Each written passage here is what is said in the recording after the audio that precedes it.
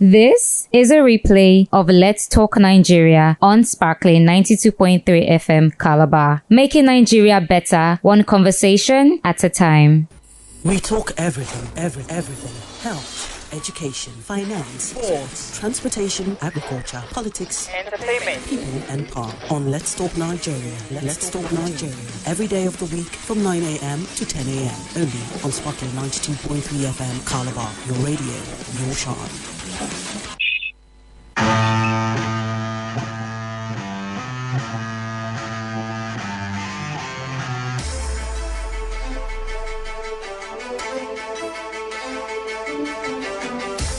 It is a wrap-up of the week for Let's Talk Nigeria. Welcome to a fun-filled Friday edition of Let's Talk Nigeria, broadcasting live on the city's go-to radio frequency, Sparkling 92.3 FM, your radio, your shine, a radio station concerned about your shine.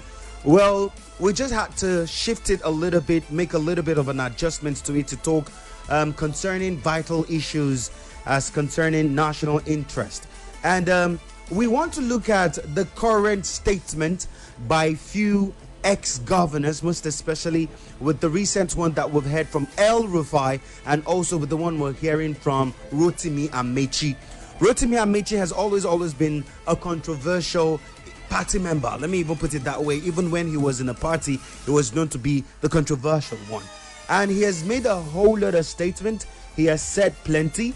And so let us just give you a little bit of a breakdown to what he said. Yeah, Amechi made this remark at the National Conference on Strengthening Democracy in Nigeria held earlier this week, aimed at discussing pathways to good governance and political integrity in Nigeria. While speaking at the event, Amechi said, and I quote now, "All we have here is typical Nigeria, and you are clapping. That is why politicians get away with anything. They get away with murder cases. You have a short memory. None of you here can defend the vote. You have complained. Nigerians have been clapping for you." Amechi further made a direct reference to President Bola Ahmed Tinubu, suggesting that the current political climate would remain unchanged, adding that many Nigerians tend to forget history. What history would he be talking about? That's part of what we would want to talk about this morning. And we have joining us over a phone conversation, the president of Yoruba Nation Worldwide, Aare, Hassan Oladotun. Good morning to you, Aare. Nice to have you here with us, sir. Yes, good morning. It's a pleasure to be on your program. Good morning, listeners. All righty. Thank you very much. I'm the President Yoruba Council Worldwide. Yes. Yoruba Nation. Oh, Yoruba Council. Thank you very much for that. Yeah. Okay, pardon me. But anyways, though, before we delve into the main vein for the morning, let us just look at few issues circulating the newspapers this morning. Particularly, let us look at stakeholders calling for a truce between Bauchi State Governor and also Nyesom Wike, not forgetting that he's still in a turmoil with Simi Fubara. So what do you make of this, Aare? Well, the political climate will still remain very toxic if we don't have political maturity and political discipline. A lot of our politicians believe that they have power in themselves, and they don't seem to see rule of law as the opium of democracy. They themselves perceive themselves too totalitarian and despotic, because I don't see any reason for what bad that might be happening if we were to be playing institutional democracy and not individualistic as we have. We worship people more than the institution. If we try to be institutional democracy, when Wiki had just finished his tenure, all it needs to be Fubara needs to do is to audit his government, audit him if there are any symptoms of corruption. Let's know. But because of infighting, because of their clique, because of the godfatherism tendency, it has made their fight more worse off. We know that Fubara has always been Wiki's apron bag, but because of political turmoil in between them, that does not mean that we should not separate Paul from Barnabas. They are of the same. But the morality of the politics that we play is too fused, too toxic, and too dangerous. Because this whole affair is the fact that somebody who is now a minister in the FCT wants to also play a god to continue to be a governor emeritus in Rivers State. And that can't happen, and that is what is happening. And no one is seeing the light. Even when Mr. President called for a means to always resolve this crisis, almost the third time. Why can't you be able to order your minister? You don't need to be bickering over this. They need not to be bickering because it can lead to loss of lives and property if not properly managed.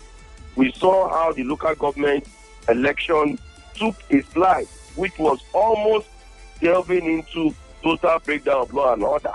So if a crisis is not getting to that level of anarchy, there is a need for the situation to be rescued.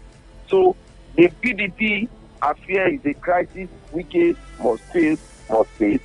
The only thing is that it is an anti-party because I don't understand. You cannot be a PDP person and still be holding in defense of APC. That is political miscalculation. It doesn't work in a saner climate, except there's a government of national unity, that party is equally coming in as a party. But when it becomes an individual, you just need to relinquish your card of where you are before. You cannot wear two jackets, one half PDP, one half APC. Either you are deceiving APC or you are using PDP to deceive APC or APC themselves. But Aare, I want to ask here. Now we are in governance and no more plain politics. So if the party in power finds an individual in the opposition capable of mounting an office and effectively deliver on their mantra, shouldn't they then be engaged? No. Sometimes you bring your allies on the table if there is a gentleman agreement. But Wike did not contest for presidential election. He is just a past governor of Rivers State. So if there is anything to bring about PDP on the table, except there is a personal arrangement, which we know that it was as a result of the penchant desperation of Atiku Abubakar to return, having known that power in the PDP has been zoned to the southern zone, which was wrong ab initio. We need to look at the pain. Buhari cannot spend 8 years, and Atiku will now go and use PDP to now spend another 8 years. Who is fooling who? And we know desperately the likes of Buhari then were supporting Atiku. A lot of the people in their camp were supporting Atiku as a continuity of power through another political party, making all of us look like a fool. So that was what led to Wike's crisis with the PDP. And Wike was to be their presidential hopeful under PDP. But be that as it may, that is politics. But transferring that aggression, what now is happening now between Wike and Fubara was a different ball game. It's not a different ball game. So what should be done is that there should be political maturity. We cannot be a laughing stock before the Committee of Nations, whereby all we discuss every day is fighting for political power and not for the progress and development of the people. If this fight were to be that, you did not provide 10 transformers when I asked you to do 50 transformers, or this is the issue of education, you are not doing it. But this is all about sharing loot. It has no climate, but in as much as there are political grudges, it is high time both bury their hatchets and move on. Okay. Because of the people. Aare, recently we heard that the APC suspended Aare. He's also an Aare Beshola from the party. According to them, they said anti-party activities were cited there. What do you make of Aare Beshola's suspension, or matter of fact, yes? And away from there, we know what he contributed to the party's stability when they were transitioning, and most especially when they came together from other political parties. So looking at this now, is this how democracy tilts? Well, Nigerian politics and African climate is a different system. We have this system of power corrupt and absolute power corrupt. Absolutely. A system of total absolutism. And that is what is being part of our us. If you are not part of them, you must be against them. And if you are against them, you shouldn't even be given a breathing space to breathe. We all know that there has been crisis during the presidential campaign of Bola Ahmed Tinubu. Some of his allies, like Aregbesola and so many of them, were not on the same page with Bola Ahmed Tinubu to become the president, because they had their own motives as well. They had their own interest in supporting the former Vice President Yemi Osinbajo. So the crisis was more internal. But when it got to the friction between Aregbesola and the former governor of Osun State, who is the cousin of Asiwaju Bola Ahmed Tinubu, now the Minister of Marine, their crisis snowballed, which was mismanaged as at the time it started. So I don't think sacking or suspension from political party, to me, I see it as obnoxious, because you that if you are saying somebody is doing anti-party and you engage another person from another political party equally doing anti-party in favor of your own party, then why do you, if you cannot remove the speck in your own eyes and show, you don't need to remove the other fellow's own. It is more or less a kettle calling pot black. So the removal of Aregbe, I've already told, made it clear that the house within this climb, somehow, maybe the way the Yorubas are being wired. We've had this scenario during Awolowo and Akintola era, that their fights got to the crescendo of the welfare era. And we don't want such situation in Yoruba land. It's high time the elders of the land call for a truce and resolve some of this political acrimony, which is not to be in our own benefit. But sometimes we need to reason regionally and see how best for us to better our lot. Every regions are planning, in as much as we are all in one Nigeria project, but we think regionally. So at whatever extent, we need to resolve some certain crises at home. Let politics and democracy be genuinely for the purpose of developing the people. Yes, this government, no matter how you want to tag it, have done more than what the previous administration failed to do, which Aregbe were part of as ministers. But at the same time, we have to look at the earnings. I'm sorry to really drive this into it. Look at the earnings of what the federal inland revenue just showed us, 29 trillion. So when last have we heard of such in the previous administration? So these are climbs that we need to equally see ourselves like, how do we even better this democracy? Must we pull down? Must we pull ourselves down? If we pull down this government, do you think the government coming will be able to surpass? No. So we've always been on this edge of enmity, creating crisis year in, year out.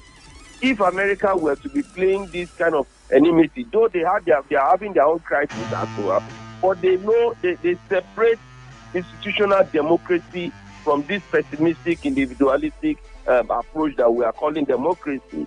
This is just more of an oligarchy, feudalism, and it's not helping us.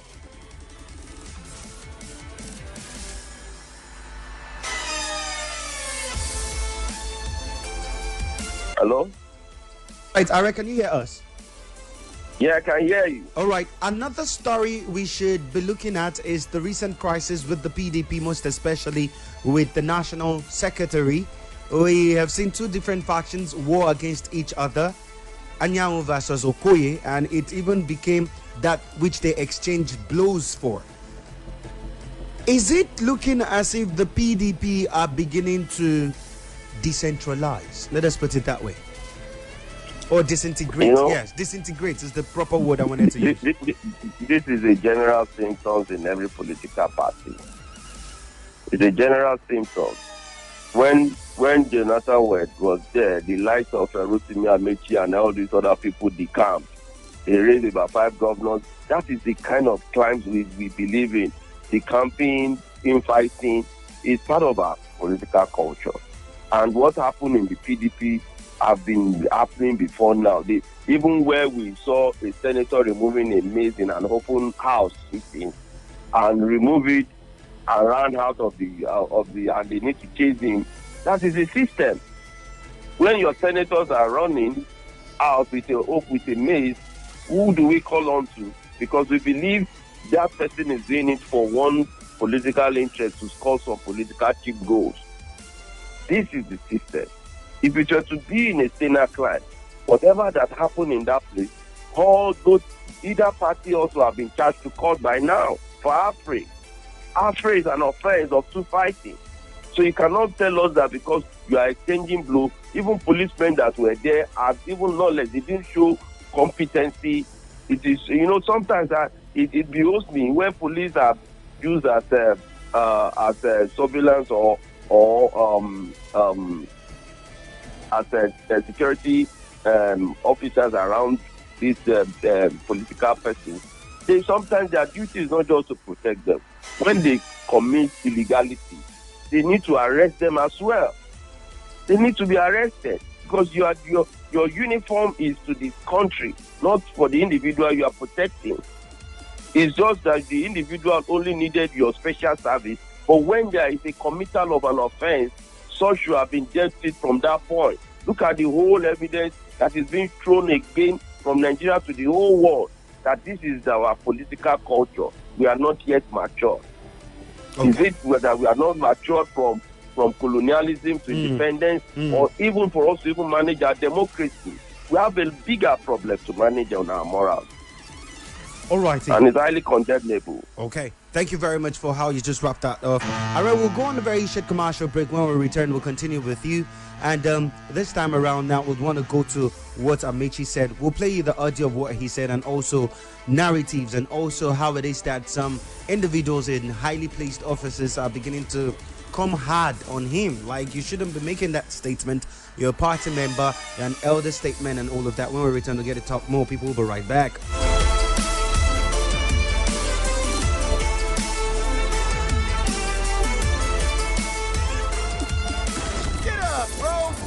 A great day. Don't sleep. Wake up. That's how it is. Stay tuned to Sparkling 92.3 FM. Your radio. Your shine. I saw the hand of former Governor Rotimi Amechi up.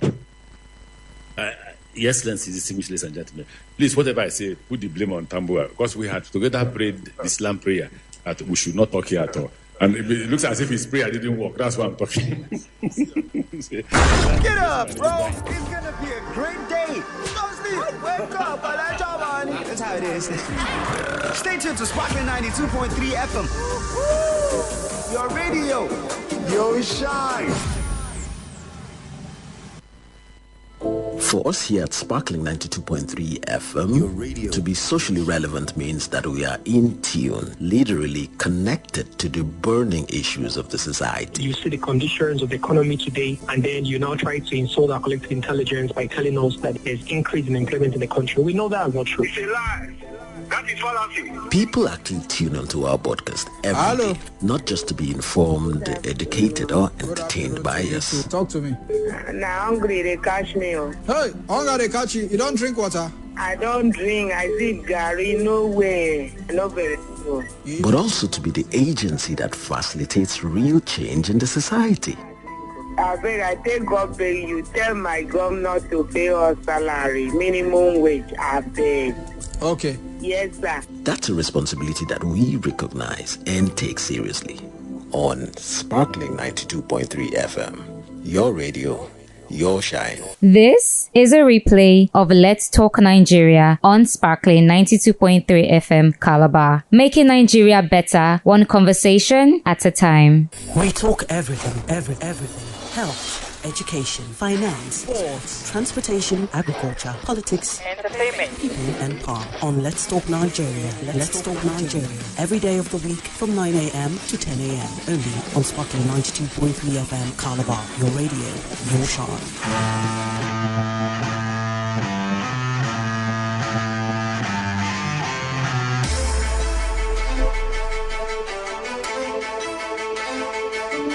Nigerians, welcome back. It is still Let's Talk Nigeria, broadcasting live on Sparkling 92.3 FM, your radio, your shine. And we're live in a conversation, a phone conversation with Aare, Hassan, Oladotun, the President, Yoruba Council Worldwide.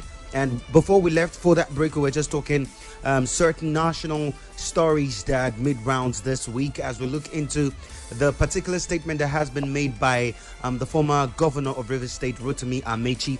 But let us quickly take a listen to how it transpired, what he said, and then we'll return to Aare and we'll make sense of what he has mentioned. I saw the hand of former governor Rotimi Amechi up. Yes, Excellency, distinguished ladies and gentlemen.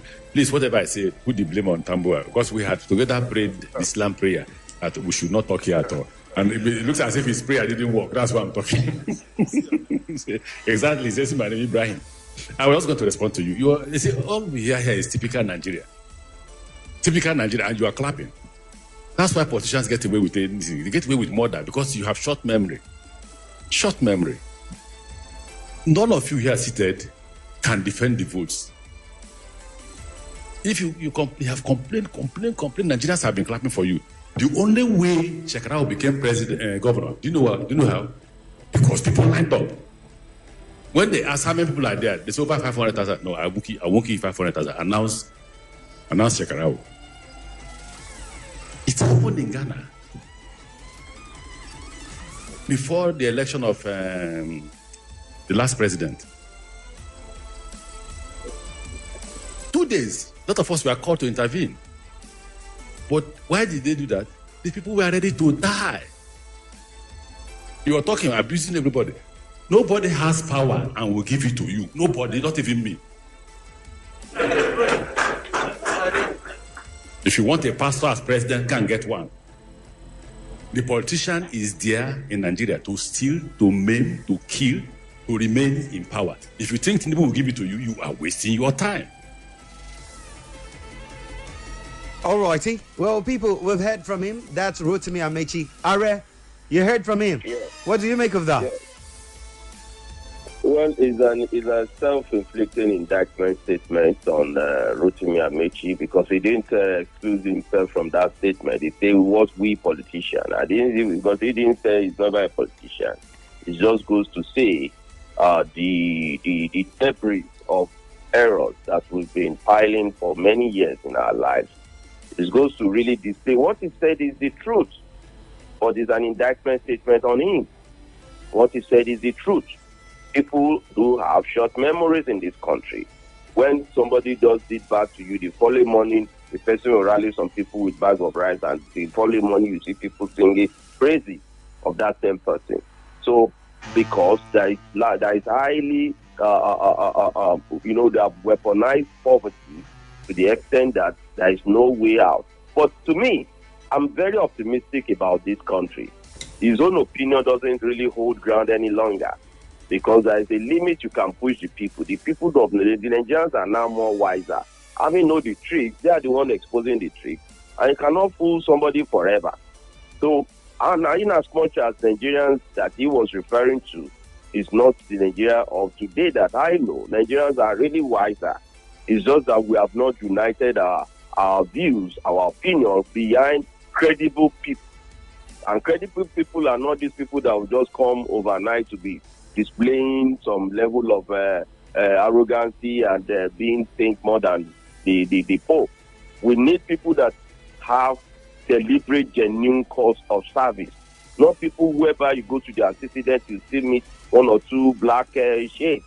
So we need people to get on board, professionals, not just have big mind that are just pharmaceutics holder because they are close to political godfathers and they are made governors or they are made president. We need people that have good record. Let us have, once we start having qualified people to lead us, you don't go to a work and you employ unqualified person. We have only employed unqualified people to govern us while we put up highest pedestal of qualification to our various personal and professional lives.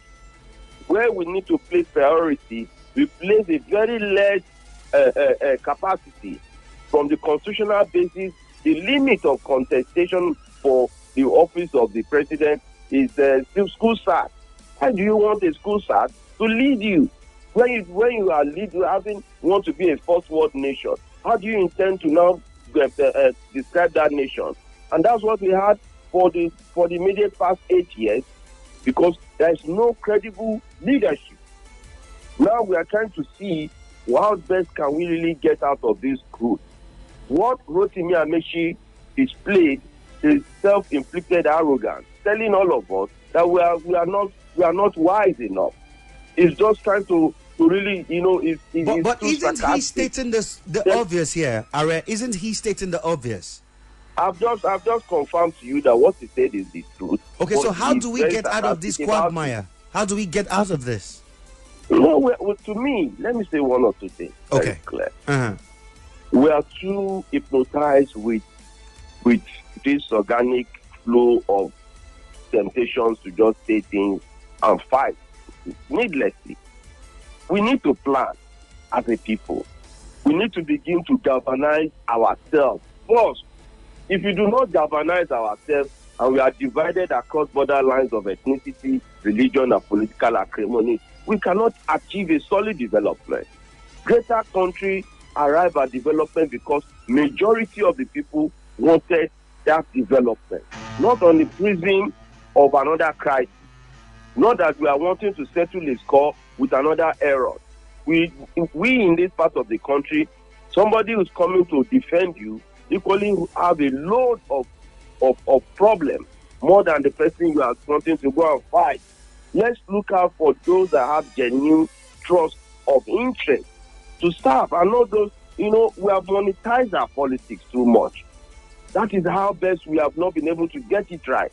When citizens are now will be the ones paying hard to support their presidential candidate, trying to mobilize selflessly to build a momentum of giving back to the society from the local government level.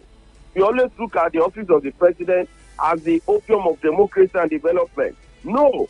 When we begin to, all of us, go back to our various constituents and our areas, when we have lawyers that are now counselors, if you have a lawyer, an engineer, and a doctor as counselor, you expect when you are now going to state assembly to have a dullard, or people that will be throwing stones and be hitting each other without morals?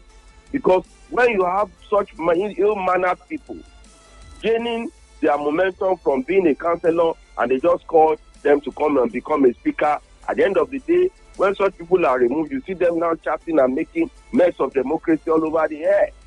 Because they don't understand the fabrics of democracy. It happened in Lagos. A speaker was removed, and all the majority removed him. He's still going on about saying that he's still the speaker. That is illicit thinking. Okay, such a person wants to be arrested for impersonation immediately. Now that you have mentioned, we don't have Obasa, to be playing gods of politics to ourselves. Okay, it's happening. Aare, you've mentioned Obasa. Yeah, since we're just talking national stories here, Lagos State. The removal of Obasa, he has claimed that it did not follow due process and that he had not done anything complicit to why they should remove him out of office. And you've mentioned this. He returned back to the country, and to him, he's back to sitting in charge of the plenary, and that was in the case just recently. Well, the position of speakership are not the preference of all the citizens. Where it cannot be removed is its constituency that is represented, because there must have been a recall. A procedure must have been done. Then they would have tell him that you are no longer representing us.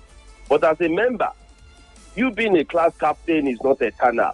When the remaining people that put you there say you are no longer unfit to be in that office, you don't have any iota of thinking that they didn't follow the right procedure. They are the one that elected you, and you owe them their loyalty to become back a member. You are not the first one. When Kiku Foriji were there, you were also part of people that impeached them. So sometimes what you do, by the time you come back to you in your own best con, you now begin to raise alarm. So he's only just eating from the same food he has been cooking for others. So let him bear it. But if he continues to profess himself above the law, let him be treated in that manner because we just believe that this country is a lawless place. Anybody can protect themselves anyhow.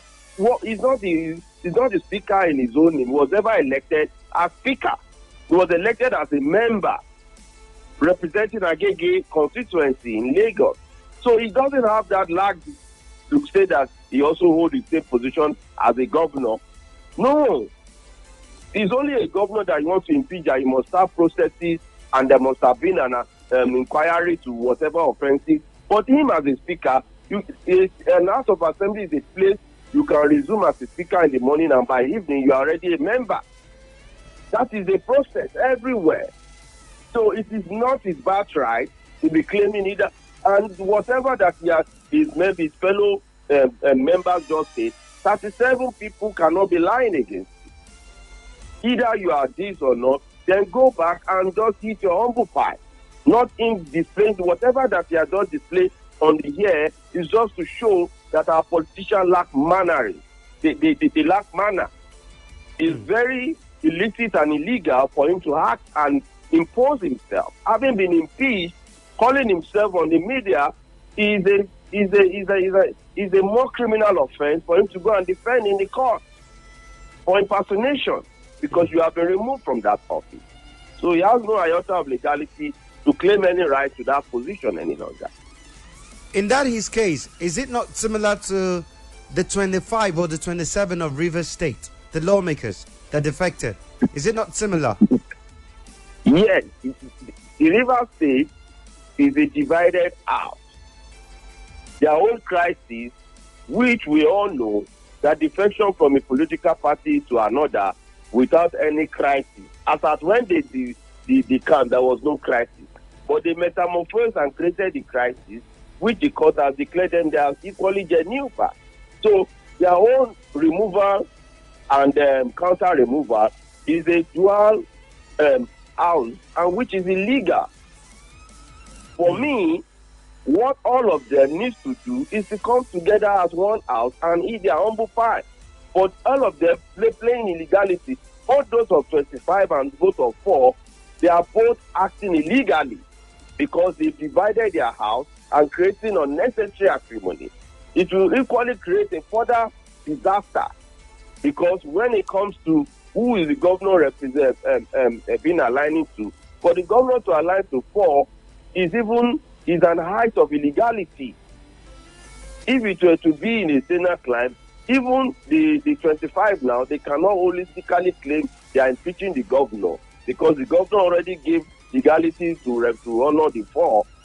So now displaying self-arrogance, to me, they are now at the court so that we don't preempt the court. It is better let the court come out fully. But in a public parlance like this, let us call it spade a spade. Let Fubara be more democratic, irrespective of the fact that those 25 years, they are large in number. It's a big political shock and crisis that 25 is already more than 2/3 majority that can impeach a governor. So the governor is only sitting on the keg of a gunpowder, and that's why the governor wants to maintain his 4 allies. Okay. Because the day it gives him room for the 25 that are not loyal or not even wanting to align with his mission, it's just trying to play risk. So the earlier we resolve all these crises, and that's where the National Security Advisor must advise the Attorney General. That mess must stop. The Attorney General must give a verdict to the governor to stop all that and ensure that they should create one house. Either the governor should go and face his drumbeat or they resolve their political acrimony, because if those 25, without any thinking cap in their head, will go in to just abide by weekend's order to go and impeach the governor, that case of Rivers State will be gone forever. And it will snowball into civil unrest, and it might likely affect our 2027 election. Because if South burns, half of the economy of this country is gone. So the government must play to the rules of the game so that they don't really snowball all of us to a crisis we're never part of. They don't create a war that we are never part of out of their own carelessness. And they are doing it. So it's high time the Attorney General rise up. It shouldn't be until when we write him. Maybe I will do a letter to his office in my capacity as President Yoruba Council to quickly see reason to advise the Attorney General of the state in Rivers State to do the needful beyond the court judgment, because what they took to court is something they can reasonably resolve in their mental consciousness. When a judge still come back and tell you this is what you are thinking that is good, it means that you don't have a good thinking cap when you know that what you are doing is not right. So whatever that both arms are doing, all they need to do is to apply decorum and play good governance and not politics. Let them pay more attention to the roads of River State, to the education of River State, to the health sector. A lot of things are dying because of this crisis. And it cannot, when two elephants fight, they say the grass suffer. This time around, both the elephants and the grass will suffer, because when the elephant fails to feed on the grass, himself will collapse one day. Well, Aare, you have spoken noble, you've spoken well. Thank you very much for your position and the capacity that you have spoken from. Thank you very much. We really do appreciate you. Thank you, and God bless. All righty. Well, Nigerians, this is where we draw the curtain for today. And we're saying thank you very much. You've heard from Aare. Let everybody do the needful and Nigeria become a better place. God bless you all.